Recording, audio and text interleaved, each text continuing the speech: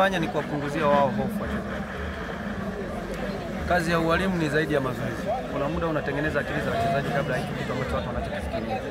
So mimi kama mwalimu nawapunguzia hofu wachezaji wangu. Kuna wakati mwingine tunakutana na walimu wanamzuia mchezaji asicheze, asianze vile, lakini hayo matokeo ya mpira safi maana yake ni kwamba mwalimu anapunguza hofu kwa wachezaji ili kusudi watumie akili zao na uelewa wa mpira wafanye kile ambacho anakusudia, lakini pia unakuwepo mpango wa mechi. Lakini lingine inakuwepo pattern ya timu kucheza. Lingine inakuwapo tunashambuliaje na tunazuiaje. So hivyo vitu vyote unavyoviona namna ambavyo timu inavyomiliki mpira na inafikisha mpira sehemu ya pili ama sehemu ya mwisho ni product ambayo tunatoka kwenye mazoezi. Lakini lingine unapoona watu wana utulivu, wanafunga kwa magoli ya kutengeneza, maana yake ni product ya kutoka kwenye mazoezi. Unapoona tunaangalia timu labda wachezaji fulani wameshuka, tunaingiza wachezaji wengine, na kila tunapoingiza wachezaji wengine wanaleta impact, maana yake ni namna ambavyo tupo active kwenye nini? Kwenye kuangalia mechi. So yote kwa yote ninachoweza kusema ni kwamba tunafanikiwa wote kwa pamoja, tunafanikiwa kwa mawazo yetu. Mpira ni mawazo, kama mawazo yanaingia na afanikisha, maana yake tunafanya kazi yetu nzuri. Tumebaki na dakika 180 pekee dhidi ya Yanga, dhidi ya Singida Black Stars. Tumisha msimu. Baada ya kuona na ushindi wa leo, bado hatuko sehemu nzuri sana.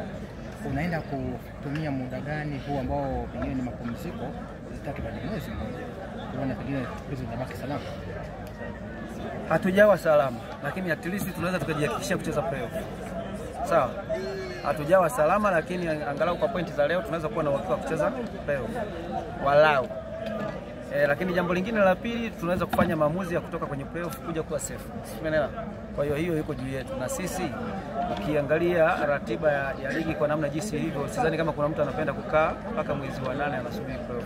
Kwa hiyo ni maamuzi ya kwetu. Kuna mechi 2 crucial, mechi 2 za big giant, lakini ninachoweza kusema ni kwamba kama tuna confidence ya kushinda mechi 4 mfululizo, timisi kwamba tuna sababu ya kuhofia.